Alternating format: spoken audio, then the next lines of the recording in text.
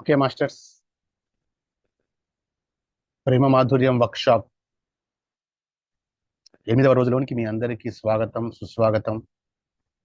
అలాగే ఈ సెషన్ కి తమ శక్తిని, చైతన్యాన్ని అందిస్తున్నటువంటి అమరత్వ గురువులందరికీ, మరీ ముఖ్యంగా ప్రేమ గురువు అయినటువంటి శ్రీపాద శ్రీవల్లభుల గారికి ఆత్మపూర్వకమైన ప్రణామాలు తెలియజేసుకుంటూ, అలాగే ప్రేమ మాధుర్యం 8 మళ్ళీ ఇంకా 4 రోజులు మనం పొడిగించబోతున్నాము.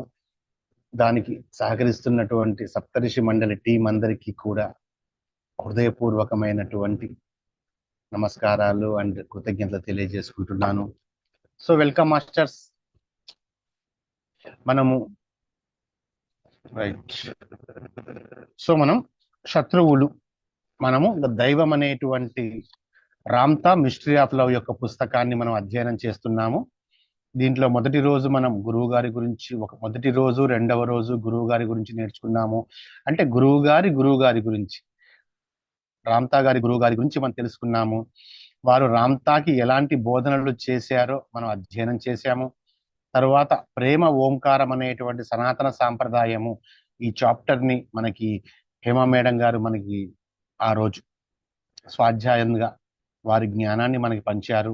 ఆ తర్వాత మనం దైవమే ప్రేమ, ప్రేమే దైవం అని నేర్చుకున్నాము. తర్వాత దైవం అంటే ప్రేమ అనే సత్యాన్ని నేర్చుకుని తల్లిదండ్రులతో ప్రేమ, సహోదరులతో ప్రేమ, పిల్లలతో ప్రేమ, స్నేహితులతో ప్రేమ అని నిన్నటికి మనం శత్రువులతో ప్రేమ అనే టాపిక్ వరకు మనం వచ్చాం మాస్టర్స్. ఈ రోజు మనం ఆ శత్రువులతో ప్రేమ ఎలా ఉంటుంది, అందుకే రామ్తా అంటారు కదా, నా శత్రువులే నాకు అమితమైనటువంటి ప్రేమికులు అని. సో శత్రువులతో ప్రేమ అనేటువంటి ఆ జ్ఞానాన్ని మనం అధ్యయనం చేద్దాము. దీని తర్వాత కూడా మనకు ఒక 4 days కంటిన్యూగా సెషన్స్ మనం చేస్తాము. నేను అందుబాటులో ఉండడం లేదు, సంక్రాంతి మహాయజ్ఞానికి ప్లస్ అటు మహాకుంభమేళాకి వెళ్తున్నాను కాబట్టి. పుష్ప మేడం గారు మీ అందరికీ సుపరిచితురాలు. మేడం గారు మీకు మిగతా 4 chapters తీసుకుంటారు. భర్త పాత్రలో ప్రేమ వ్యక్తీకరణ, భార్య ప్రేమ, పెంపుడు జంతువులు ప్రేమ, ఇరుగు పొరుగు ప్రేమ అనేది మీకు 1 hour లో కూడా ½ an hour తాను ధ్యానం అందించి 15 minutes ధ్యానం కూడా మీతో చేయిస్తారు. అలా 4 days మేడం గారు సెషన్ ని తీసుకుంటారు. రైట్, నేను నా వీళ్ళని బట్టి నేను కోహోస్ట్ గా కూడా వస్తూ ఉంటాను, అంటే అక్కడ ఉండేటువంటి నెట్ ని బట్టి. Okay right. సో నేను మనం ఎక్కడితో ఆప్ చేసామంటే, శత్రువుల్ని ప్రేమించడం ఎలా సాధ్యం అనేటువంటి ప్రశ్న దగ్గర మనం నిన్న ఒక కామా పెట్టాము. ఎందుకు అంటే మీ జీవితంలో మీ శత్రువులే అత్యంత ముఖ్యమైనటువంటి పాత్రను పోషిస్తారు. మీ జీవితంలో స్నేహితుల కన్నా శత్రువుల గురించే ఎక్కువగా ఆలోచిస్తుంటారు మీరు. మరి వాళ్ళ గురించి అంత తీవ్రంగా ఆలోచిస్తున్నారంటే మీ జీవితంలో వారికి అంత ప్రాముఖ్యత ఉంది కదా. సో మరి వారిని ఎలా ప్రేమించాలి? ఇక్కడ పాయింట్ ఏంటంటే, శత్రువులు మీ జీవితంలో ప్రాముఖ్యత కలిగి ఉన్నవారే, దాంట్లో డౌటే లేదు. మనం ఎక్కువగా మన స్నేహితుల కన్నా శత్రువుల గురించే ఆలోచిస్తూ ఉంటాము, ఇట్స్ న్యాచురల్. మరి అలా మనల్ని తీవ్రంగా విభేదించేటువంటి శత్రువుల్ని, లేదా మనం తీవ్రంగా ద్వేషించేటువంటి శత్రువుల్ని సైతం మనం ఎలా ప్రేమించగలగాలి, వారికి మనం ప్రేమను ఎలా అందివ్వగలగాలి అనేది ఈ చాప్టర్లో మనం తెలుసుకుంటాం. రైట్. సో ప్రేమించడం అంటే ఇంతవరకు మనం దాదాపుగా ప్రతి సెషన్లో 10 నుంచి 20 సార్లు చెప్పుకున్నాం. ప్రేమించడం అంటే ఇవ్వడం మాత్రమే అని. ప్రేమించడం అంటే ఇవ్వడము, సమర్పించడము, ప్రసాదించడము లేదా ఆశీర్వదించడం అని తెలుసుకున్నాం కదా. మరి అంత తీవ్రంగా శత్రువు అంటేనే మనం తీవ్రంగా విభేదించేవారని అర్థం. మనము తీవ్రంగా విభేదిస్తున్న వారైనా, మనల్ని తీవ్రంగా విభేదిస్తున్న వారైనా మన శత్రువులుగా పిలుచుకుంటూ ఉంటాము మన బాహ్యంలో. ఎస్, అది నిజమే కదా. శత్రువు అంటే మనం విభేదిస్తున్నవారు, మనల్ని విభేదిస్తున్నవారు. రైట్. అసలు మరి అలాంటప్పుడు ప్రేమ అంటే ఇవ్వడము, సమర్పించడము, ప్రసాదించడము అయినప్పుడు మీ శత్రువుకి, మీరు తీవ్రంగా విభేదిస్తున్నటువంటి మీ శత్రువుకి అసలు ఇవన్నీ మీరు ఎలా అందిస్తారు, ఎలా అందివ్వగలుగుతున్నారు అనే ఆలోచన ఖచ్చితంగా మీకు వస్తుంది.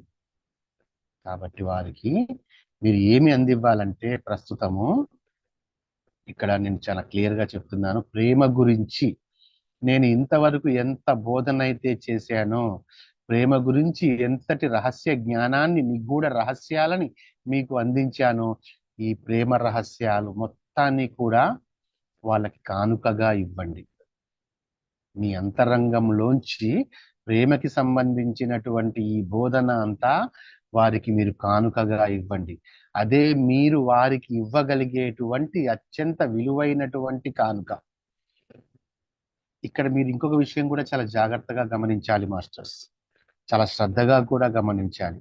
ఏంటి అంటే, ఇది మీ జీవితం, అంతే కదా, ఇది మీ జీవితం. మీ జీవితం మీ చేతుల్లోనే ఉంది.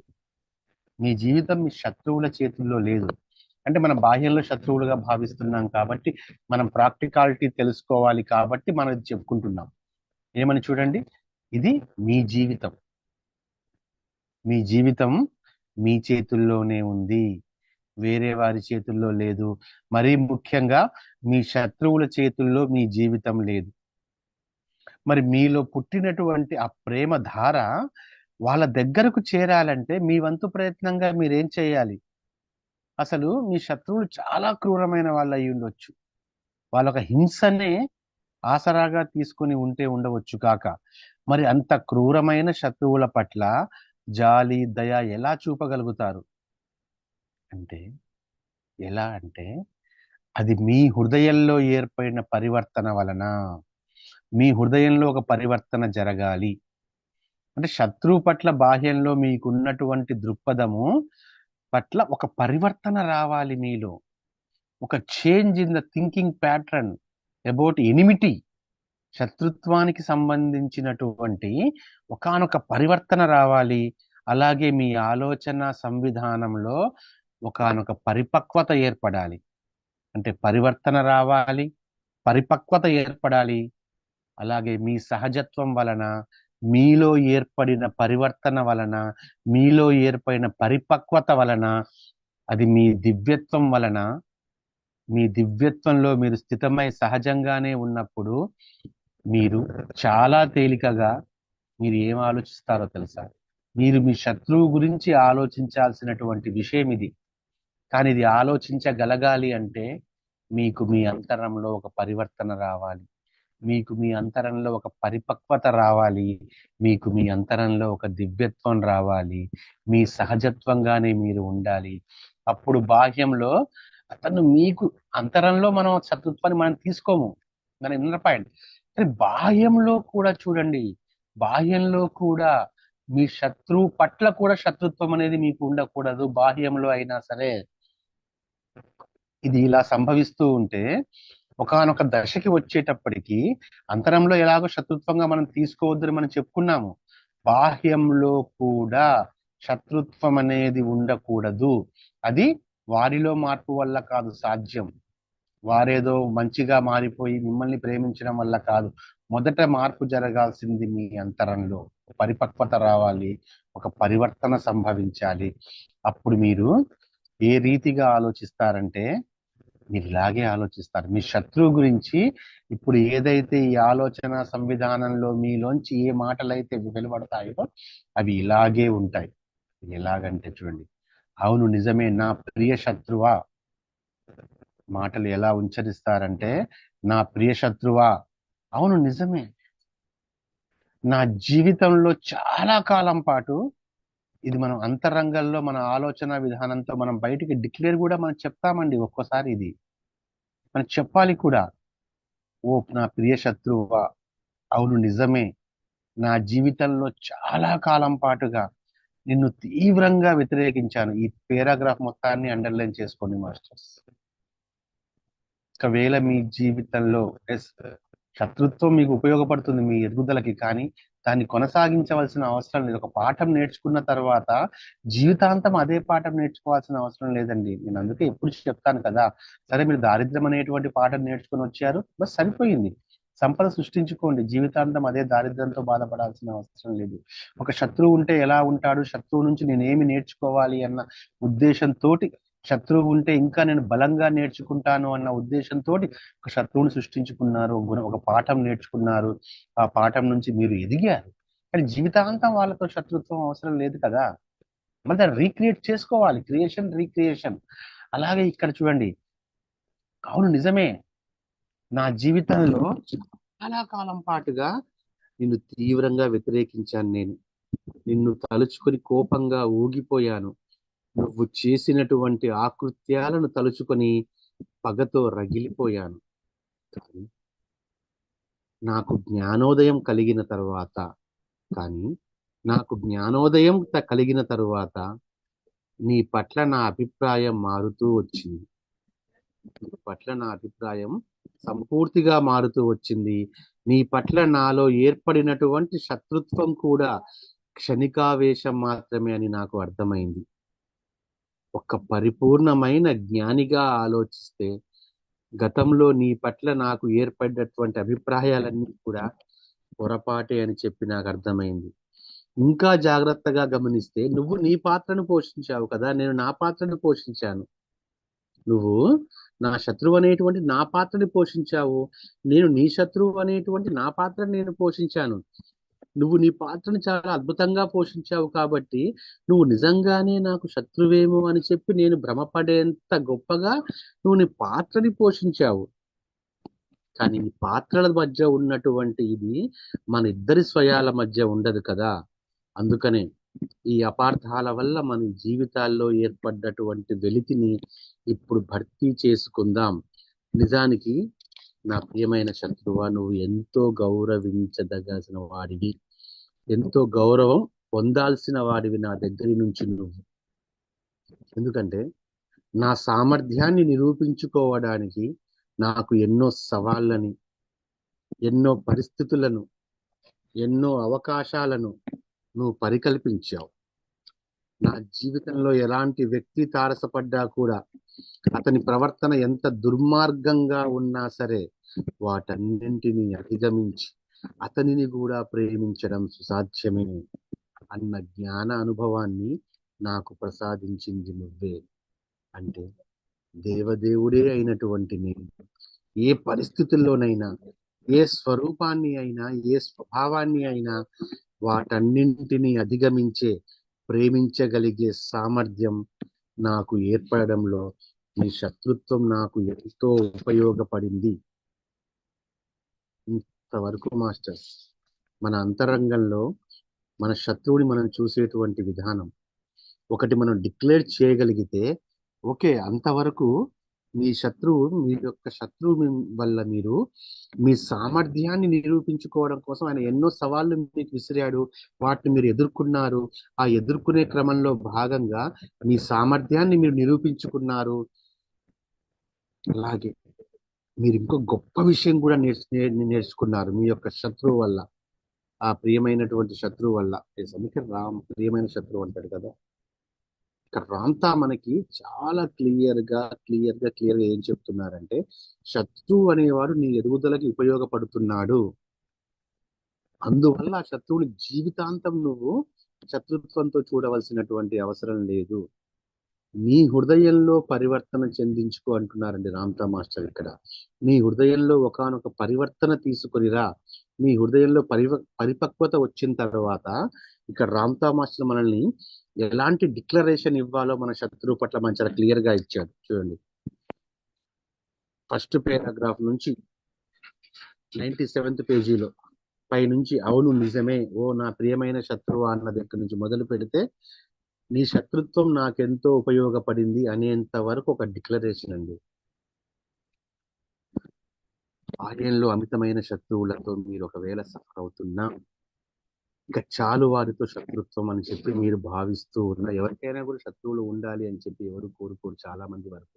ఇది ఒక గుణపాఠం మనకి నేర్పించడానికి వస్తారు, మనం నేర్చుకుంటాము. దాంతో ఆ ఎనిమిటీని మనం క్లోజ్ చేయాలి. ఎనిమిటీని క్లోజ్ చేయాలి, ఎనిమిని క్లోజ్ చేయడం కాదు, ఎనిమిటీని మనం క్లోజ్ చేయాలి. అందుకని ఈ డిక్లరేషన్ మనం హాయిగా ధ్యాన స్థితిలో కూర్చొని ఒక 15 నిమిషాలు ధ్యానం చేసిన తరువాత మీ హృదయం మీద మీ చేతులను పెట్టుకొని, ఇది రాంత యొక్క భాష కదా, ఇది మీకంటూ ఒక భాష ఉంటుంది, భావం మాత్రం ఇదే ఉండాలి. నేను ఇక్కడ థాట్ పర్సన్ కంటే నాలాగా చాలా భక్షగా చెప్తున్నానండి. రాంత యొక్క భాష, రాంతా భాషలో రాంత ఇలా రాశారు. దీని యొక్క అర్థం మీకు అర్థమైంది కదా. మరొక్కసారి నేను చదువుతాను, ఇది చాలా చాలా ఇంపార్టెంట్ అండి. ఎందుకంటే ఎంతో మంది ఎనిమిటీ వల్ల సఫర్ అవుతున్న వాళ్ళని ఎంతో మంది నేను చూశాను. ఎంతో జ్ఞానవంతులుగా ఉంటారు, కానీ శత్రుత్వంతో కూడా ఉంటారు మళ్ళీ. సో అది ఉండకూడదు అంటే ఈ డిక్లరేషన్ మనం ధ్యాన సమయంలో కనుక మనం చేసుకోగలిగితే, ధ్యానం అయిపోయిన తర్వాత కానీ, లేదా మీకు ఎప్పుడైనా వీలున్నప్పుడు ప్రశాంతమైనటువంటి నేచర్ లో చేసుకుంటే ఇంకా అద్భుతంగా ఉంటుందండి ఈ డిక్లరేషన్. దీన్ని మీ మాటలతో మీరు అందుకని చూడండి, ఇక్కడ రామ్ మళ్ళీ ఒకసారి నేను చదివి వినిపిస్తాను. సౌండ్ అయితే క్లియర్ గా ఉన్నట్టుంది కదా. రైట్. సో అవును, నిజమే. నా జీవితంలో చాలా కాలం నిన్ను తీవ్రంగా వ్యతిరేకించాను. నిన్ను తలచుకొని కోపంతో ఊగిపోయాను. నువ్వు చేసిన ఆకృత్యాలు తలుచుకొని పగతో రగిలిపోయాను. కానీ నాకు జ్ఞానోదయం కలిగిన తరువాత నీ పట్ల నా అభిప్రాయం మారుతూ వచ్చింది. నీ పట్ల నాలో ఏర్పడిన శత్రుత్వం కూడా ఒక క్షణికావేశం మాత్రమే అని నాకు అర్థమైంది. ఒక పరిపూర్ణ జ్ఞానిగా ఆలోచిస్తే గతంలో నీ పట్ల నాకు ఏర్పడిన అభిప్రాయం పొరపాటే అని నాకు అర్థమైంది. మరి ఇంకా జాగ్రత్తగా గమనిస్తే నువ్వు ఒక హాస్యాస్పద ధోరణిని మాత్రమే ప్రదర్శించావు. అంటే నువ్వు పోషిస్తున్న పాత్రను నిజమని నమ్మేశావేమో అన్నంత అనుమానం కలిగించావు. ఆ అపార్థాల వలన మన జీవితంలో ఏర్పడినటువంటి ఆ వెలితిని ఇప్పుడు భర్తీ చేసుకుందాం. నిజానికి నువ్వు ఎంతో గౌరవించబడాల్సిన వాడివి. నా సామర్థ్యాన్ని నిరూపించుకోవడానికి ఎన్నో సవాళ్లను, పరిస్థితులను, అవకాశాలను నువ్వు పరికల్పించావు.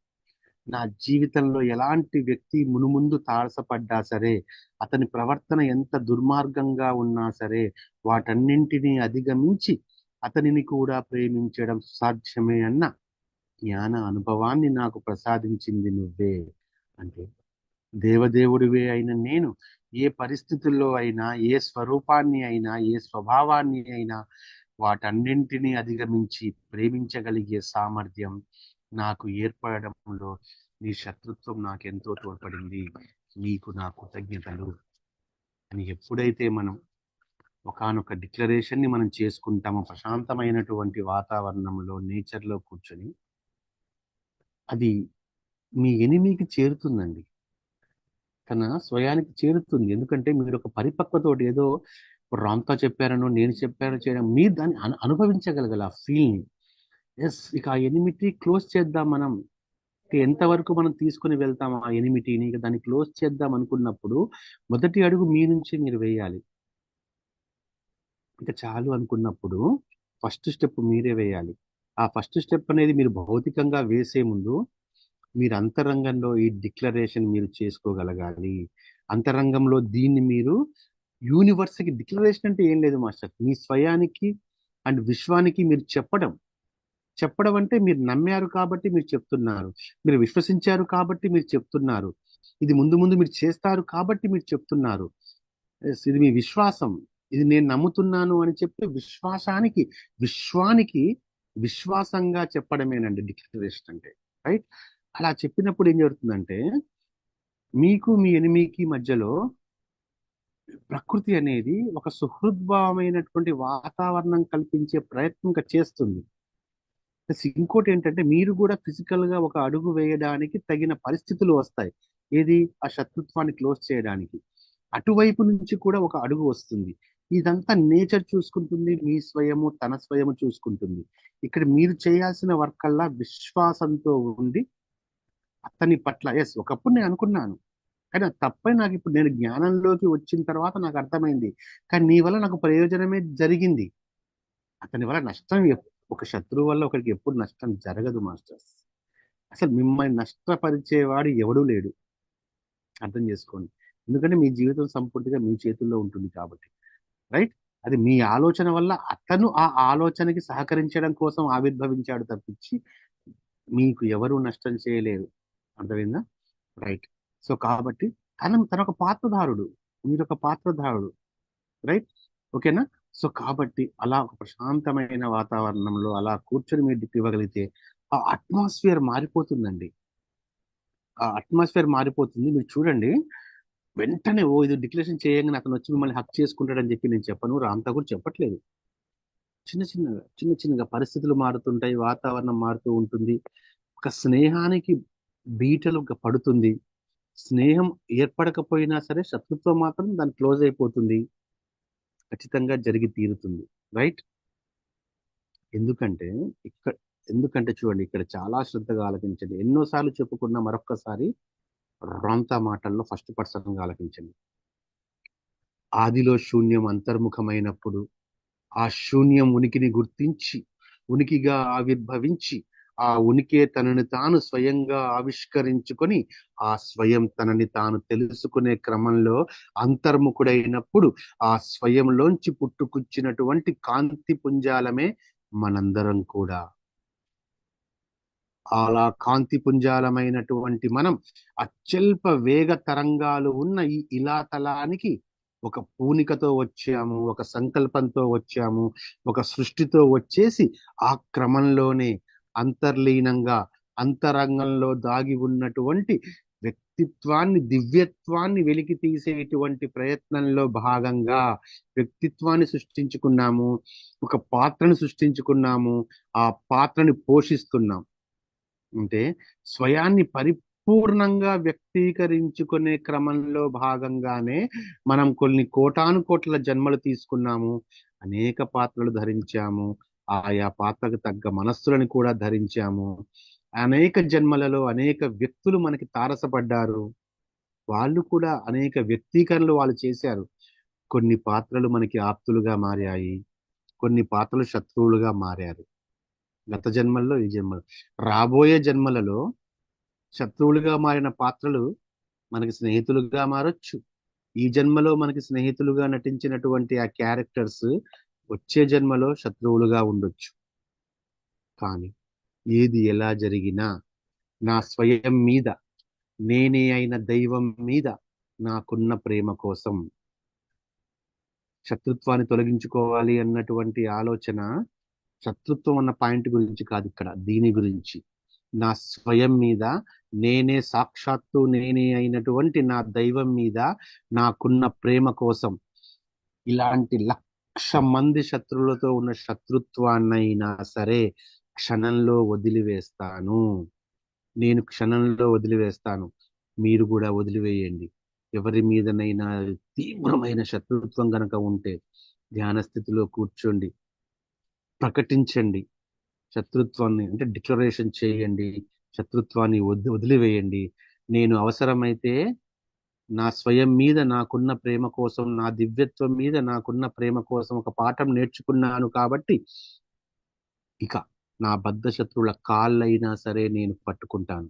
నా స్వయం కోసం భౌతికపరమైనటువంటి ఈ ప్రపంచాన్నే తునప్రాయంగా భూమి మీద 3 అంతుల రాజ్యాన్ని గెలిచినటువంటి మహాసౌర్వభౌముని నేను అయినా సరే ఈ భౌతికమైన ప్రపంచాన్ని తృణప్రాయంగా వదులుకోవడానికి సిద్ధపడ్డ నాకు ఈ శత్రువు ఒక లెక్క కాదు. నా శత్రువు మీద ఉన్న శత్రుత్వం ఎక్కువ కాదు, నేనే నా శత్రువు మీద ఉన్న శత్రుత్వం ఎక్కువ, లేదా నేనే అయిన దైవం మీద నాకున్న ప్రేమ ఎక్కువ అన్న సందర్భం వస్తే 100కి 100 పాళ్ళు నా స్వయం మీద నాకున్న ప్రేమే ఎక్కువ. అలాగే మీరు కూడా మీ స్వయం మీద మీకున్న ప్రేమకే ఎక్కువ విలువనివ్వండి. శత్రుత్వాన్ని సమూలంగా రూపుమాపుకోండి. ఆల్రెడీ పాఠాలు నేర్చుకున్నారు, గుణపాఠాలు నేర్చుకున్నారు, వాటి నుంచి మీరు ఎదిగారు. ఎస్, దాన్ని ఆ పాత్ర ద్వారా మీరు నేర్చుకుంది అనుభవించారు. ఓకే, ఇక ఆ పాత్రతో మీరు పోరాడవలసినటువంటి అవసరం లేదు. అందుకే రామ్తానే అయిన నేను నా బద్ధ శత్రువుల కాళ్ళైనా సరే పట్టుకుంటాను అని నేను డిక్లేర్ చేస్తున్నాను. కాబట్టి మీరందరూ కూడా మీ మనసులో శత్రుత్వాన్ని తీసివేయండి. ఏదైతే ఇందాక ప్రకటించబడ్డదో దాన్ని మీ స్వయంతో, మీ విశ్వాసంతో, మీదైన మాటలలో మీరు ప్రకటించండి. ఒక సంపూర్ణమైనటువంటి ప్రేమమయ జీవితాన్ని ముందు ముందైనా మనం హాయిగా ప్రశాంతంగా గడుపుదాం. నేను ఇంతకు ముందు మీకు బోధించినట్టుగా సహోదరులతో ప్రేమ అనేటువంటి చాప్టర్లో నేను మీకు బోధించాను. దైవంగా ఉండడం అంటే పరిపూర్ణంగా దైవంగా ఉండగలగాలి. ఒక పావంతు దైవంగా, అర్ధవంతు దైవంగా, ముప్పావంతు దైవంగా కాదు. దైవం అంటే పరిపూర్ణమైన దైవం. 20% God, I'm 50% God, I'm 70% God ఎప్పుడూ ఉండదు. గాడ్ కి పర్సంటేజ్ లో భిన్నాలు అనేవి గాడ్ కి ఉండవు. దైవం అంటే పరిపూర్ణమైన దైవం మాత్రమే.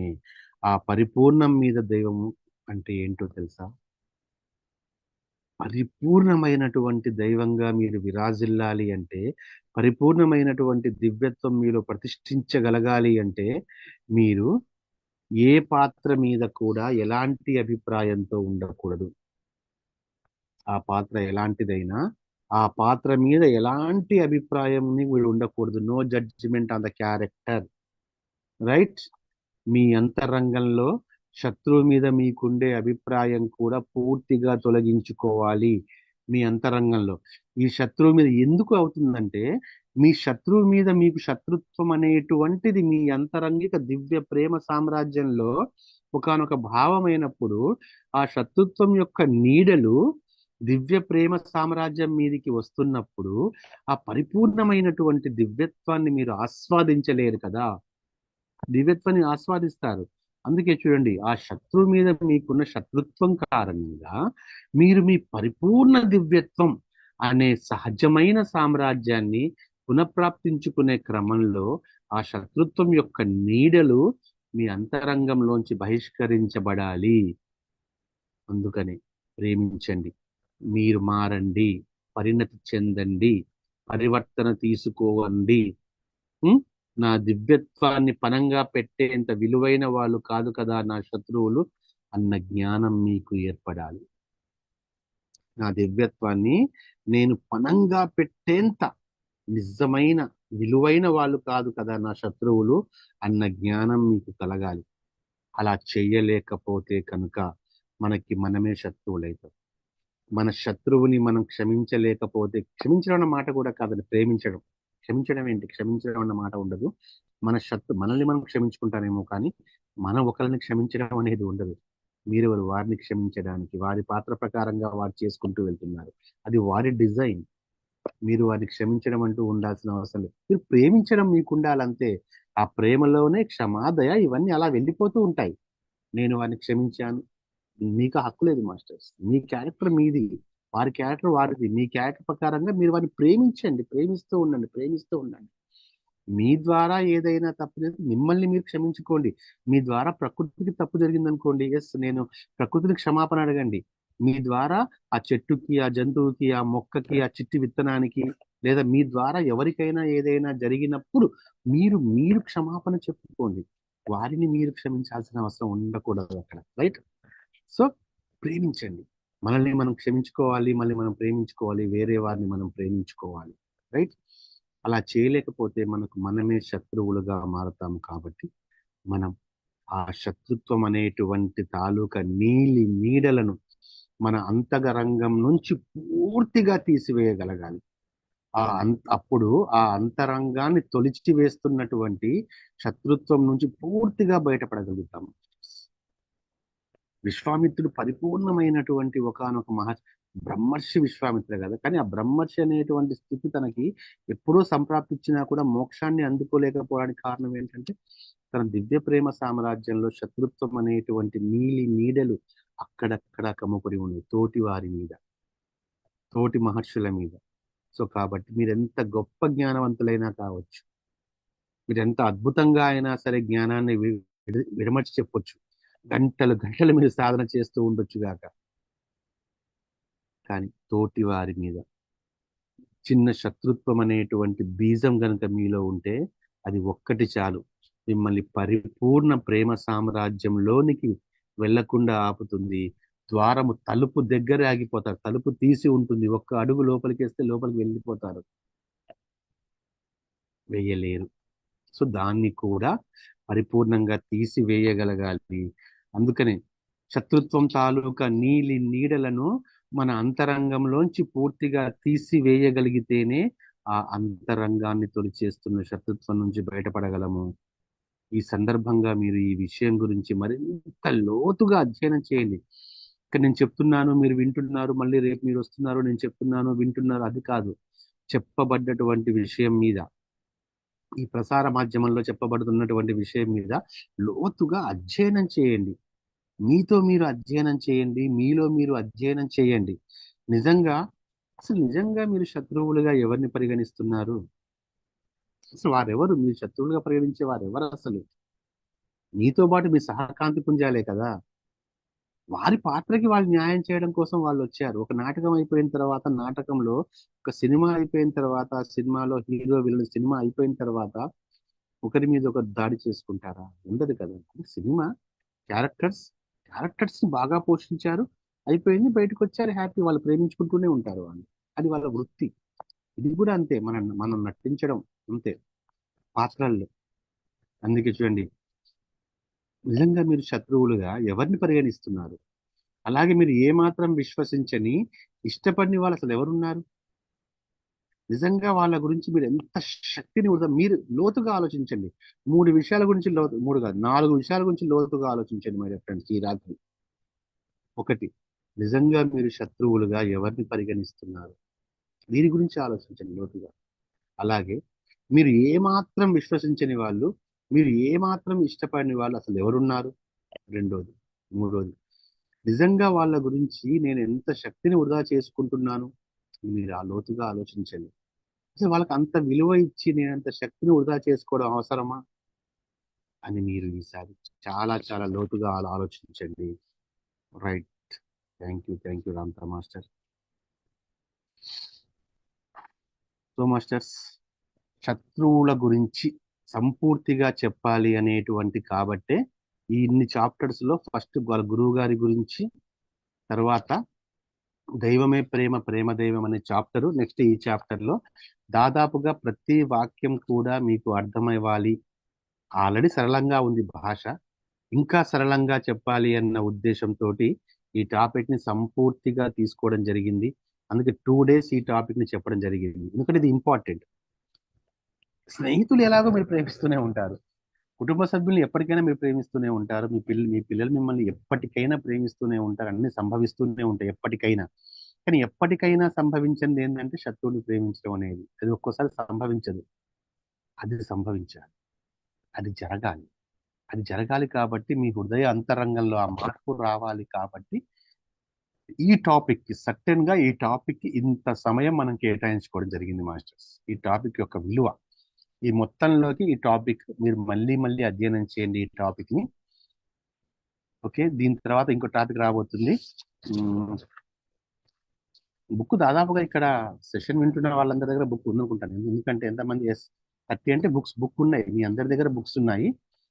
సో మనం నెక్స్ట్ మనం చెప్పుకునే టాపిక్ కాబట్టి బుక్ తీసి మనం చెప్పుకుందాము. దైవము ప్రేమికులు. అయితే ఈ టాపిక్ ని రామ్తా చాలా బోల్డ్ గా చెప్పారండి. మీరు చదివే ఉన్నారు, లేకుంటే మీరు చదవండి ఒకసారి ఈ టాపిక్ ని.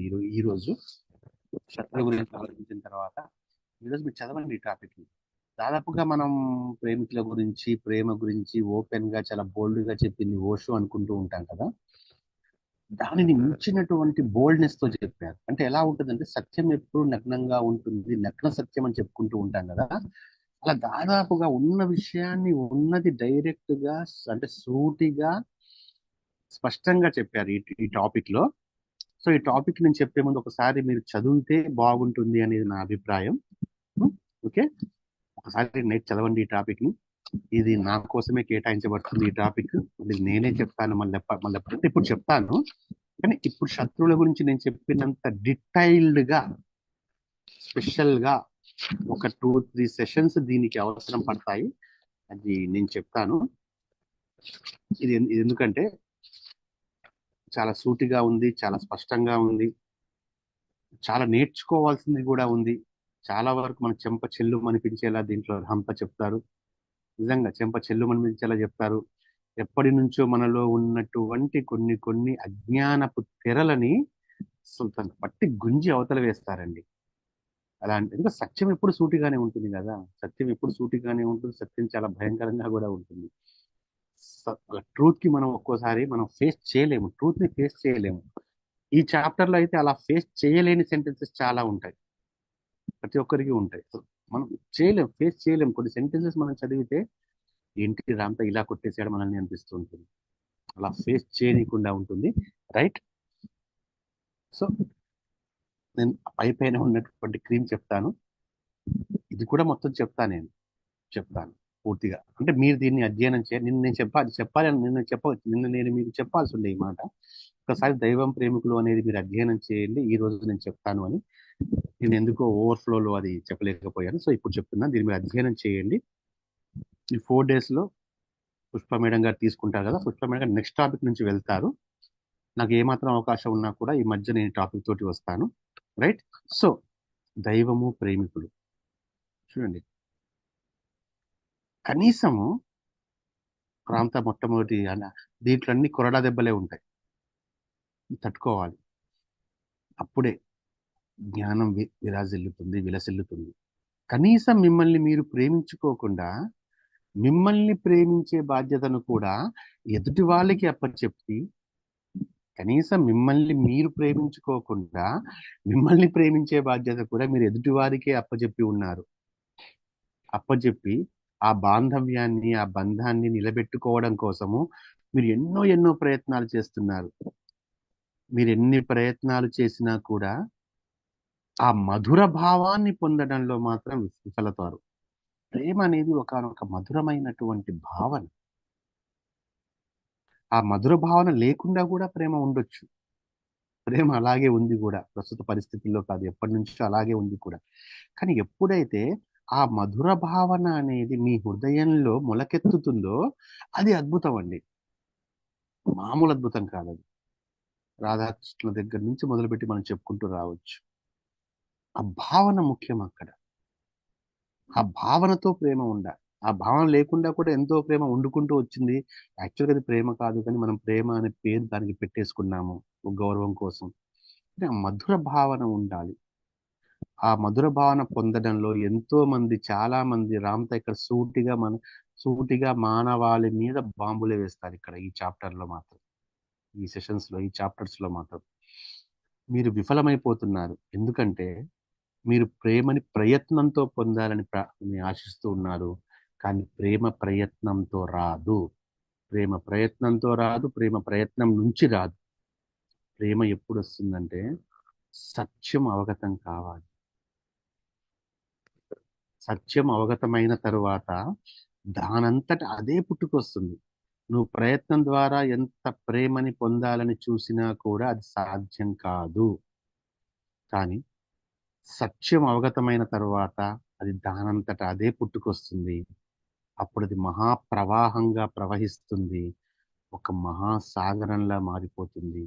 నీ చుట్టూ ఉన్న వారిని ఆ మహాసముద్రపు యొక్క నీటి బిందువులు వారి యొక్క ప్రేమ అనే దాహాన్ని తీరుస్తాయి. సో పాయింట్ నెంబర్ 1, ప్రయత్నం దాకా రారు. చూడండి, ఇక్కడ రామ్తా ప్రశ్నిస్తూ ఉన్నారు. కొన్ని ప్రశ్నలకి మీరు సమాధానం మీలో మీరు చెప్పుకోవాలి. మీలో ఎంతమందికి ప్రేమికులు ఉన్నారు? సూటిగా ప్రశ్నిస్తున్నారు. మీలో ఎంతమందికి ప్రేమికులు ఉన్నారు? మీలో చాలా మందికి ప్రేమికులు ఉన్నారని నేను భావిస్తున్నాను. కానీ అసలు ప్రేమికుడు అంటే ఎవరు? ఎందుకంటే ఒక్కసారి ప్రేమికులే శత్రువులుగా మారుతారు, ఒక సమస్యగా మారుతూ ఉంటారు. ఎందుకంటే మీరు చాలా మంది ఒక వ్యక్తిని మీ ప్రేమికుడిగా భావిస్తూ ఉంటారు, ప్రేమికుడిగా, ప్రేమికురాలిగా భావిస్తూ ఉంటారు. వారి మీద విపరీతంగా వ్యామోహాన్ని పంచుకుంటూ ఉంటారు. ఆ తర్వాత అయ్యో, ఈ బంధాన్ని ఎంచుకుని తప్పు చేశాని అంటూ ఉంటారు. కానీ నిజమైన ప్రేమ అనేది ఒక్కసారి ప్రేమికుడిని కానీ ప్రేమికురాలిని కానీ ఎంచుకుంటే తిరిగి బాధపడవలసినటువంటి అవసరం లేకుండా ఉంటుంది. ఇప్పుడు బంధాలు, సంబంధాలు అన్ని విచ్ఛిన్నం అవ్వడానికి, లివింగ్ రిలేషన్షిప్స్ సైతం కూడా మధ్యలో కొలాప్స్ అవ్వడానికి ముఖ్యమైన కారణం ఏంటంటే అసలు నిజంగా మీకు ప్రేమ అన్న పదం అంటే తెలియదు, ప్రేమికుడు అన్న పదానికి అర్థం తెలియదు, ప్రేమికురాలు అన్న పదానికి అర్థం తెలియదు. ఆ అర్థాన్ని కనుక మీరు తెలుసుకుంటే అప్పుడు ఆ అర్థానికి తగ్గవారు మీకు ఎదురవుతారు. మీ మనసులో ఎలాంటి భావన ఉందో, మీ మనసులో ఎలాంటి ఆలోచన ఉందో, అలాంటి ఆలోచనకి ప్రతిరూపాలే మీకు అందరూ ఎదురవుతూ ఉంటారు. మీకు ఎదురయ్యే వాళ్ళందరూ కూడా మీ ఆలోచన ప్రతిరూపాలే. ఇక్కడ రెండో వాడంటూ ఎవరు లేరండి. ప్రతిదీ మీ ఆలోచనకు ప్రతిరూపాలే. అలాగే వాళ్ళ ఆలోచనలకు మీరు ప్రతిరూపాలుగా ఉంటే వాళ్ళకి మీరు ఎదురవుతారు అంతే. ఇక్కడ మీకు ఎదురయ్యే వాళ్ళంతా మీ ఆలోచనకు ప్రతిరూపాలు. ఇది ముఖ్యంగా ప్రేమ విషయంలో ఇంకెక్కువగా సంభవిస్తుంది. ప్రేమ విషయంలో మీరు ఎలాంటి ఆలోచనతో ఉన్నారో అలాంటి వాళ్ళే మీకు ఎదురవుతూ ఉంటారు. అందుకనే ఎక్కడ జరగాలి, నీడ మారాలి అంటే వారు మీ నీడ మాత్రమే, తాత్కాలికంగా మీ నీడ వారంతే. నీడ మారాలి అంటే నీడని మనం సరి చేయగలమా? చేయలేం కదా. అద్దంలో ప్రతిబింబం మారాలి అంటే ప్రతిబింబం సెట్ చేయగలగా? నువ్వు చేయలేవు. ఇక్కడ నిన్ను మార్చుకుంటే అద్దంలో నీ ప్రతిబింబం అద్దంలో నీ ప్రతిబింబం మారుతుంది. అలాగే నీ అంతరంగంలో ప్రేమ పట్ల అత్యున్నతమైన భావన నువ్వు ఏర్పాటు చేసుకుంటే, అలాంటి అత్యున్నతమైన భావన ఉన్నవారే మీ దగ్గరికి వస్తారు. మీ హృదయంలో మీ ప్రేమికుడికి కానీ ప్రేమికురాలి గురించి కానీ అత్యున్నతమైనటువంటి ఆలోచనలు, ప్రేమకు సంబంధించిన ఇవ్వడం అనేటువంటి ఆలోచనలు, ఆధ్యాత్మికమైనటువంటి మధుర భావనలు కనుక మీకు ఉంటే, అలాంటి వారే మీకు తారసపడతారు. అలాంటి వారే మీతో జీవితాన్ని పంచుకుంటారు. అప్పుడే ప్రేమ అనేటువంటి మధుర భావన మొలకెత్తుతుంది. అందుకే చూడండి, అస్సలైన ప్రేమికుడు ఆ ప్రేమికురాలు అంటే ఎలా ఉంటారో తెలుసా? వారు తమ వ్యక్తిత్వాన్ని సైతం పక్కన పెట్టి ప్రేమకు ప్రతిరూపంగా, మూర్తీభవించిన ప్రేమగా, ప్రేమ మూర్తిగా మనగలుగుతారో వారే అసలైనటువంటి ప్రేమికులు. అంటే మీ తల్లిదండ్రులకు, మీ పిల్లలకు, మీ సహోదరులకు, మీ స్నేహితులకు, మీ శత్రువులకు, మీ తల్లిదండ్రులకు, మీ పిల్లలకు, మీ సహోదరులకు, మీ స్నేహితులకు, మీ శత్రువులకు మీరు పంచి ఇచ్చే ప్రేమ అంతా టోటల్ గా మీరు మీ ప్రేమికుడికి మాత్రమే ఇవ్వగలుగుతారు. అందుకే ప్రేమికుడు ఆ ప్రేమికురాలు అంటే మీ జీవితంలో అంత ఇంపార్టెన్స్ ఉంది. ఒక కొలమానంలో అటు మీ సమస్త జీవితంలో మీకు ఎదురయ్యే వాళ్ళందరినీ తూకంలో అటు పెట్టవచ్చండి, తల్లిదండ్రులతో సహా. తల్లిదండ్రులు, పిల్లలు, సహోదరులు, రైట్, స్నేహితులు, శత్రువులు, వీరందరినీ కూడా అక్కడలో ఒకవైపు పెడితే ఇంకొక వైపు వారందరికీ మీరు ఇచ్చే ప్రేమ ఒక ప్రేమికుడి నుంచి మీరు పొందవచ్చు. వారందరికీ మీరు ఇచ్చే ప్రేమ ఒక ప్రేమికుల నుంచి పొందవచ్చు. అంటే అంత సమానమైనటువంటి ఆ అనుభూతి అనేది, ఆ మధురమైనటువంటి భావన అనేది మీకు మీ స్పౌస్ నుంచి వస్తుంది.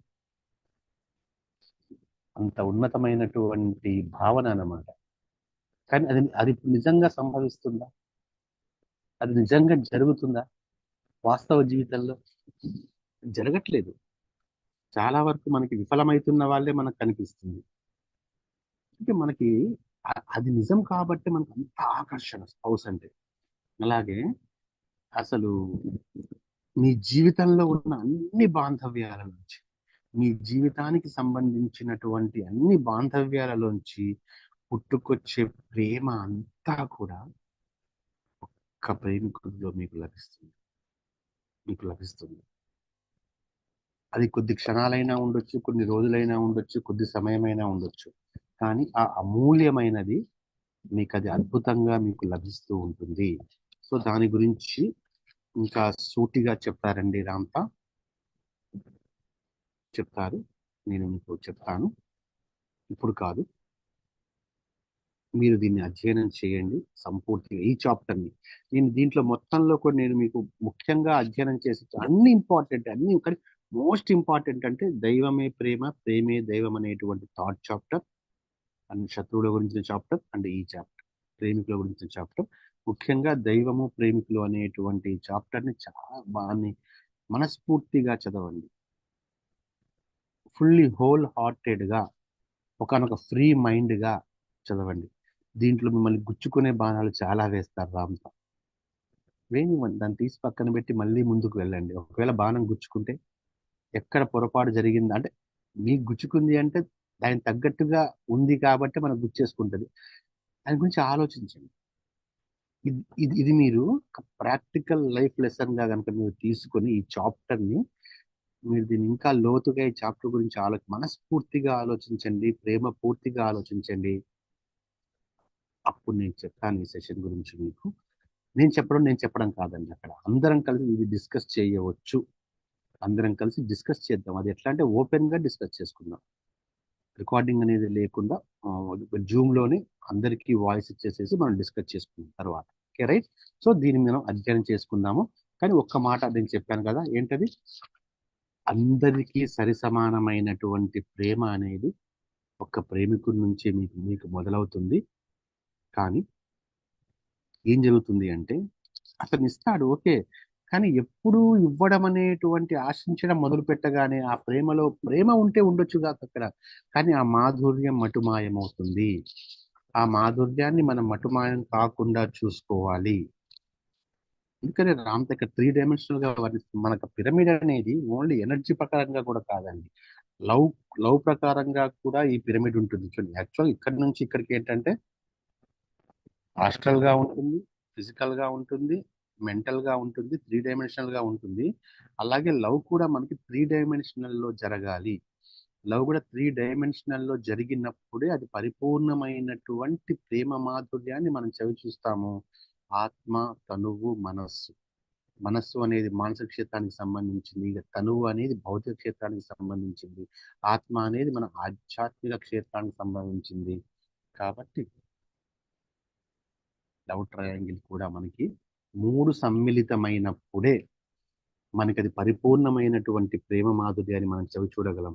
ఒక్కసారి పరిపూర్ణ ప్రేమ మాధుర్యం మనం చవి చూడగలిగితే ఇక దాంట్లో ఆ బ్రేకింగ్స్ అంటూ ఏముండవు మాస్టర్. ఇక అది ఆ బంధం విడిపోవడం అని ఉండనే ఉండదు. ఇక 3 జరగాలి, లవ్ పిరమిడ్ జరగాలి, జరిగితే ఇక అది విడిపోవడం అంటూ ఏమి ఉండదు. ఇక అది ఎప్పటికీ కలిసే కలిసే కలిసే ఆ రెండు ఎప్పటికీ కలిసేనే ఉంటాయి అవి, ఆ రెండు పాత్రలు కూడా కంటిన్యూస్ గా. సో ఆస్ట్రల్ గా, ఫిజికల్ గా, మెంటల్ గా, ఆత్మ ప్రకారంగా, అణువు ప్రకారంగా, మనస్సు ప్రకారంగా. అందుకే దాని పవిత్ర సంగమం జరిగినప్పుడు ఆ ప్రేమ మాధుర్యాన్ని మనందరం కూడా చవి చూడగలము అని చెబుతూ ఇంకోటి కూడా అంటారు, ఏ మాత్రం తేడా వచ్చినా కూడా ప్రేమికులే ఒక్కొక్కసారి బద్ధ శత్రువులుగా కూడా మారిపోతారు. మామూలు జీవితంలో ఎదురయ్యే శత్రువులు కంటే ప్రేమికులు విడిపోయినప్పుడు ఏర్పడినటువంటి బద్ధ శత్రువులు, ఆ శత్రుత్వం ఇంకా ఇంకా ఇంకా ఘోరంగా ఉంటారు, అంటే ఎక్కువ శత్రుత్వంతో ఉంటారు. అందుకని ఈ చాప్టర్ ని మనం పూర్తిగా మనం అధ్యయనం చేద్దాము. అలాగే మనకి రేపటి నుంచి మనకి మ్యామ్ పుష్ప మేడం గారు మనకు చెప్తారు భర్త పాత్రలో ప్రేమ వ్యక్తీకరణ. అలా చెప్పుకుంటూ మేడం గారు మీకు ధ్యానం కూడా చేయిస్తారండి. సో రేపు భర్త పాత్రలో ప్రేమ వ్యక్తీకరణ ధ్యానం చేయిస్తారు. తర్వాత భార్య ప్రేమ భవిష్యత్ ఈ పండగ రోజులు. ఓకే, కొంచెం వీలు చూసుకోండి. ప్లస్ యూట్యూబ్ లో కూడా లైవ్ వస్తుంది కాబట్టి జూమ్ లో లైవ్ గా వచ్చే వాళ్ళని, లేకుంటే యూట్యూబ్ లో కూడా మీరు వీక్షించవచ్చు. మళ్ళీ మళ్ళీ మీరు దీన్ని వీక్షించండి. కానీ ఒక్క మాట మాస్టర్స్, మీకు చివరిగా చెప్పబడేటువంటి మాట ఏంటంటే, అంటే ఈ సెషన్ లో మళ్ళీ నేను వీలుని బట్టి నేను మధ్యలో యాడ్ అవుతూ ఉంటాను. ఈ ప్రేమ మాధుర్యం పుస్తకాన్ని ఇప్పుడు ఈ జనరేషన్ లో ఇది ఇప్పుడు రాయబడింది కాదు మాస్టర్స్. ఇది మీకు ఇంకో విషయం కూడా చెప్పాలి, ఇది ఇప్పుడు రాయబడింది కాదు. ఇప్పుడు రీప్రింట్ దీన్ని చేయించాము. రీప్రింట్ ఇప్పుడు దీని అవసరం ఉంది అని అర్థమయ్యి దీన్ని ఇప్పుడు రీప్రింట్ మనం చేయించాము. 12-15 సంవత్సరాల క్రితమే రాయించబడ్డటువంటి పుస్తకం ఇది. మళ్ళీ ఎందుకు రీప్రింట్ చేయించబడ్డ? ఇప్పుడు దీని అవసరం చాలా ఉంది. విశ్వంలో ప్రేమ యొక్క అవసరం చాలా ఉంది. విశ్వానికి ప్రేమ అవసరం ఉంది. విశ్వంలో భాగంగా జీవిస్తున్నటువంటి మానవుడికి కూడా ప్రేమ అనేది, అంటే అసలు సిసలైనటువంటి ప్రేమ అనేది అర్థం ఉంది. ఇప్పుడు అంతా కృత్రిమమైనటువంటి, ఏదో అంటారు కదా, ప్లాస్టిక్ ప్రేమలు ఉన్నాయి, ఇప్పుడు ప్లాస్టిక్ గులాబీ పూలు నడుస్తున్నాయి. కృత్రిమమైనటువంటి ప్రేమ, ఏదో పెదాల మీద నవ్వు లాంటి ప్రేమ మాత్రమే కనిపిస్తున్నటువంటి ప్రజెంట్ పొజిషన్ లో ఒక ప్రేమ మాధుర్యాన్ని అందరూ అర్థం చేసుకోవాలి. అసలు ప్రేమ అంటే ఇది. ప్రేమ అంటే ఒకనొక ఆధ్యాత్మికమైనది. ప్రేమ అంటే ఇవ్వడం మాత్రమే. అది స్నేహితులకి మాత్రమే కాదు, శత్రువులకి సైతం ప్రేమ ఇవ్వాలి. అలాంటి అన్ని ప్రేమల్లోకెల్లా మీ స్పౌస్ కి మీరు ఇచ్చేటువంటి, ఒక లవర్ కి మీరు ఇచ్చేటువంటి లవ్ అనేది అన్నింట్లోకి ఎక్స్ట్రీమ్ గా ఉంటుంది. ప్లస్ మీ పెంపుడు జంతువుల్ని మీరు ప్రేమించాలి, ఇరుగు పొరుగు వారిని ప్రేమించాలి. ఈ ప్రేమకు సంబంధించి ఇదంతా ప్రాక్టికల్స్. మొదటి 3 చాప్టర్స్ ఈ ప్రాక్టికల్స్ మనం చేయడానికి థీరీగా మనకి పనికొస్తాయి, మనకి స్టఫ్ని ఇస్తాయి. సో ఇది ఈ పుస్తకం యొక్క స్వాధ్యాయంలో ఇది ప్రారంభం మాత్రమే. ఎలాగైతే మనం మహా అవతార్ బాబాజీ గారి యొక్క ప్రేమ పుస్తకాన్ని మనం అధ్యయనం చేస్తున్నామో, ఎంతో అద్భుతంగా మనం అధ్యయనం చేస్తున్నాం కదా, అది ప్రతి చోట చెప్పబడుతూ ఉంది. అలాగే ఈ పుస్తకం కూడా ముందు ముందు ప్రతి చోట చెప్పబడాలి అనేటువంటిది రామ్తా మాస్టర్ యొక్క కోరిక కాబట్టి ఈ పుస్తకాన్ని మన ముందుకు మనం తీసుకొని వచ్చాము. సో దీన్ని మనం స్వాధ్యాయం చేద్దాము, ఒక ప్రాక్టికల్ గా దీంట్లో ఉన్నటువంటి విషయాన్ని అర్థం చేసుకుందాము, మనం దాన్ని అందరికీ మనం చెప్దాము. Right right masters. సో ప్రేమ మాధుర్యం వర్క్షాప్, ఇది 8వ రోజు వర్క్షాప్. లాస్ట్ ఫ్రైడే మనం స్టార్ట్ చేసుకున్నాము, ఈ ఫ్రైడేకి 8th డే. సో అందరం కూడా ఒకసారి రామ్తా ప్రేయర్ తో మనం దీన్ని ముగిద్దాం మాస్టర్స్. రామ్తా గారి ప్రేయర్, రామ్తా ప్రేయర్ తో మనం దీన్ని ఎందుకు ముగిద్దాము అంటే, దాదాపుగా ఆ ప్రేయర్ లో రామ్తా ఏదైతే ఆశించారో అవన్నీ కూడా మనం దాదాపుగా నేర్చేసుకున్నాము. అంటే మన లోపల నేర్చుకోవడం అంటే ఒకటే. భూమి విత్తనాన్ని తనలో ప్రతిష్ఠించుకున్నప్పుడు ఆ భూమి నేర్చేసుకుంది విత్తనాన్ని తన లోపల నుంచి ఎలా ఒక చెట్టుగా మార్చాలి అనేది. అలాగే ప్రేమ బీజం అనేది మనలో నాటబడింది, అది సహజంగానే మహావృక్షం. సో అందరం కూడా మన యొక్క లెఫ్ట్ హ్యాండ్ ని మన యొక్క హార్ట్ దగ్గర పెడదాము, హాయిగా కళ్ళు మూసుకుందాం. ఏదైతే నా ద్వారా చెప్పబడుతున్నాయో ఆ దివ్య జ్ఞానపు పదాలని మీ అంతరంగంలోనే మీరు దాన్ని పఠించండి. శుభం, తథాస్తు. మీ అందరికీ నా హృదయపూర్వకమైన కృతజ్ఞతలు, మీ అందరికీ నా హృదయపూర్వకమైన అభినందనలు. ఈ శుభ సందర్భంలో మన మంచి రుణునే తీర్థంగా సేవించి ఆస్వాదిద్దాం. నా ప్రియాతి ప్రియమైన దైవమా, నేను ఎగిరే సీతాకోక చిలుక వంటి వాడినే. స్వేచ్ఛకు ప్రతీకలైన నా రెక్కలు నిర్వీర్యం అయిపోవడం వలన నేను ఎగరలేక ఇక్కడే కూరుకుపోయాను.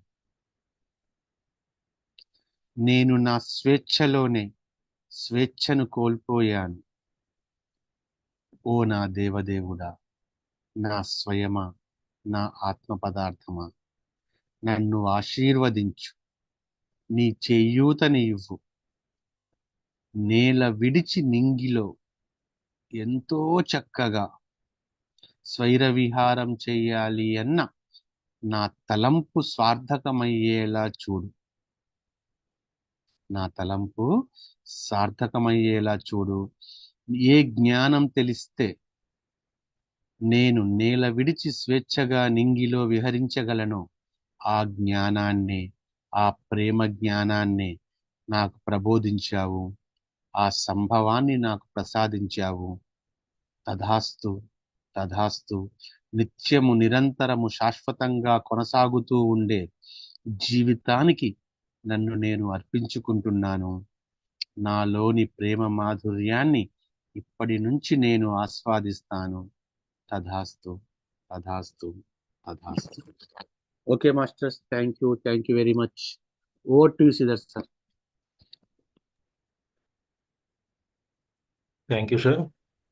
సార్ అడగగానే సెషన్ ఒప్పుకొని మాకు ఈ ప్రేమ మాధుర్యం బుక్ని పరిచయం చేయించి మా ద్వారా పబ్లిక్ వెళ్ళాలని సంకల్పించి ఫస్ట్ టైం అన్నారు మీరు అందులో. చాలా బాగా తీసుకొచ్చారు సబ్జెక్ట్ కూడా. ఇంకా మళ్ళీ దానికి ఎక్స్టెన్షన్ కూడా 4 days ఇచ్చి ఇంకా మొత్తం సంపూర్ణంగా కంప్లీట్ చేద్దామని ఆలోచనతో ఉండేసరికి మాకు కూడా చాలా సంతోషం అనిపించింది sir. Okay thank you sir. అది పుష్ప మేడం గారితో కాంటాక్ట్ అయ్యి తన పిక్ తీసుకోండి. రేపటి నుంచి 4 days మేడం గారి పిక్ యూజ్ చేయండి. ఎస్ సార్, ఫ్యూచర్ లో కూడా మాకు ఇలాగనే నాలెడ్జ్ విజ్డమ్ షేర్ చేయాలని సంపూర్ణంగా కోరుకుంటున్నాం. Okay master, sure. అయితే ప్రేమికులు అనేటువంటి చాప్టర్ నేను చెప్తాను, దానికి ఒక ప్రత్యేకమైన ప్లాట్ఫామ్ కావాలి. అంటే బుక్ చదివిన వాళ్ళకి అర్థమవుతుంది. అంటే ఇంత ఓపెన్ గా వీడియోస్ లో కాకుండా నేను చెప్తాను అది పూర్తిగా ఎలా అనేది. టోటల్ గా ఒక సెట్ మనం అరేంజ్ చేసుకుంటున్నాము. దానికంటే ముందు ఆ చాప్టర్ ని మీరు అధ్యయనం చేయండి. సో మీ అందరికీ కూడా శుభాభివందనాలు అండ్ హ్యాపీ పొంగల్ సంక్రాంతి శుభాకాంక్షలు. Right, thank you very much. అలాగే నేను సంక్రాంతి ధ్యాన యజ్ఞానికి వెళ్తున్నాను జేతవనం. అక్కడి నుంచి ఈసారి కుంభమేళా ప్రయాణం. మహాకుంభమేళా ఎప్పుడు చూడలేదు, ఇది మొదటిసారి. ఈసారి అయితే ఇంకా బాగా చూడగలం. అంటే మహాకుంభమేళా 144 years ఒకసారి వస్తుంది సార్. అవును, వెళ్తున్నాను. జేతవనంలో సంక్రాంతి అయిపోయిన తర్వాత ప్రయాగరాజ్ వెళ్తున్నాను. అక్కడ ఒక 2 days ఉంటాను. సో మళ్ళీ అక్కడ ఎంతో మంది కలవాలి, అక్కడ ఏంటంటే నాకు ఎందుకు అది మహాకుంభమేళ అనేది, మన ఒక యోగి ఆత్మకథ మరి ఎందుకు మళ్ళొక్కసారి ఈ పుస్తకాన్ని అలా తిప్పుతున్నప్పుడు మన పరమహంస యోగానంద గారికి మహావతార్ బాబాజీ గారు మహాకుంభమేళలో ఆయన దర్శనం ఇస్తారు. అలాగే లాహిరి మహాశయుడు కూడా ఆయన దర్శనం ఇస్తారు అక్కడ. అంటే ఎంతో మంది మనం మాస్టర్స్, నేను చెప్పాను కదా 7 తలాలలో మాస్టర్స్ ఉంటారు. ఎంతో మంది మాస్టర్స్ కూడా వస్తారండి మహాకుంభమేళ. అంటే ఫిజికల్ గా కూడా వస్తారు వాళ్ళు. నేను ఎస్ సార్, చెప్పేది నాగ ఏంటంటే సాధువులు అసలు ఆశ్రమంగా వాళ్ళ రాకలు పోకలు అసలు అసలు అన్బిలీవబుల్. తెలియదు, ఎవరికి అర్థం కావు. అవును. ఎవరికి అర్థం కాదు. మేము కూడా అదే అవును. అనుకున్నాం. మొన్ననే అవును. సబ్జెక్ట్ వచ్చింది మార్నింగ్ సెషన్లో, ఓకే. నాగసాధువుల ఓకే. గురించి వచ్చింది. అవును. వేరే తరాల నుంచి డైరెక్ట్ వాళ్ళు అనుకున్న స్థలంలో ఉమ్. విత్ ఇన్ వాళ్ళు సెకండ్స్లో వచ్చేసారు, వచ్చేస్తారు. వాళ్ళు అనుకున్న అవును. స్థలంలోకి వెళ్ళిపోతారు అంతే. పోతారు. వాళ్ళ జర్నీని ఎవరు క్యాచ్ చేయలేకపోయారు. వాళ్ళ ఎస్ జర్నీ ఎవరు ఎస్. క్యాచ్ చేయలేరు కూడా. ఎన్ని అలాగే లక్షల మంది కూడా అక్కడ అవును. అసలు విజిబుల్ అవుతారు. అవును. ఈసారి మొత్తం ఒక 40 కోట్ల మంది వస్తారని చెప్పి అంచనా మామూలు ప్రజలు, కానీ మాస్టర్స్ వస్తారు అక్కడికి. ఎస్ మాస్టర్స్ కూడా వస్తారండి. ఎస్. వారి భౌతిక శరీరంతో వస్తారు. ఎందుకంటే అందరూ దాదాపుగా ఇమ్మోర్టల్ మాస్టర్సే. ప్రతి ఇమ్మోర్టల్ మాస్టర్ కూడా వారి యొక్క భౌతిక దేహంతో అక్కడికి ఎందుకు వస్తారు అంటే, అది భారతీయ సనాతన జ్ఞానానికి ఒకానొక ప్రతీక. అంటే ప్రకృతిని గౌరవించుకునే కార్యక్రమం ఉండేది. ఇది ప్రత్యేకంగా ఏ దేవత ఏ దేవుడికో మనం పూజ చేయట్లేదు. ఒక నదికి మనం పూజ చేస్తున్నాము. 3 నదుల పవిత్ర సంగమానికి మనం పూజ చేస్తున్నాం కాబట్టి, ప్రకృతిని మనం ఆరాధిస్తున్నాం కాబట్టి, ప్రకృతి ఆరాధన ఉచ్చ స్థితిలో జరగడమే మహాకుంభమేళ అండి. అక్కడ కుంభమేళ అంటే ఏంటంటే, నాగసాధువులు కూడా వచ్చి ఏం చేస్తారంటే, ప్లస్ అఖాడాలు ఉంటాయి ఎన్నో. మన ఆశ్రమాల లాగా వాళ్ళ అఖాడాస్ ఉంటాయి. అఖాడాస్ నుంచి వచ్చిన వాళ్ళు, కుంభం అంటే పాత్ర, వారి యొక్క పాత్రలో ఇక్కడ గంగా నీటిని తీసుకొని వెళ్తారు. అదే కుంభమేళ అండి. అక్కడ ప్రత్యేకంగా ఏ ఐడోల్ కి మనం పూజ చేయం, ప్రకృతికి మనం పూజిస్తాం కాబట్టి. సో మాస్టర్స్ ఉంటారు. సో మాస్టర్స్ ని ఫిజికల్ గా కలుద్దామని పెట్టుకున్నాను ఈసారి ప్రయాణం. చూద్దాం అక్కడ ఫిజికల్ రూపంలో. ఓకే. మనకి హాస్టల్ గా అనుసంధానం ఉన్నటువంటి మాస్టర్స్ ఫిజికల్ గా కూడా ఖచ్చితంగా వాళ్ళు కలుస్తారని నమ్మకం ఉంది. అందుకే అక్కడ ప్రయాణం అవుతున్నాను. So thank you very much అండి. మరొకసారి అందరి సంక్రాంతి శుభాకాంక్షలతో. రేపటి నుంచి మన పుష్ప మేడం గారు తీసుకుంటారు. గుడ్. తను చెప్పడంతో పాటుగా ధ్యానం కూడా అద్భుతంగా చేయిస్తారు. సో మీరు ఇలాగే ఆ మేడం గారికి మీరు అందరూ పార్టిసిపేట్ అయిపోయి మళ్ళీ యూట్యూబ్ లో మళ్ళీ చూస్తూ ఉండండి కంటిన్యూస్ గా. Thank you very much. Okay sir, thank you. Session end చేస్తున్నాను మాస్టర్స్. మార్నింగ్ మళ్ళీ కలుసుకుందాం.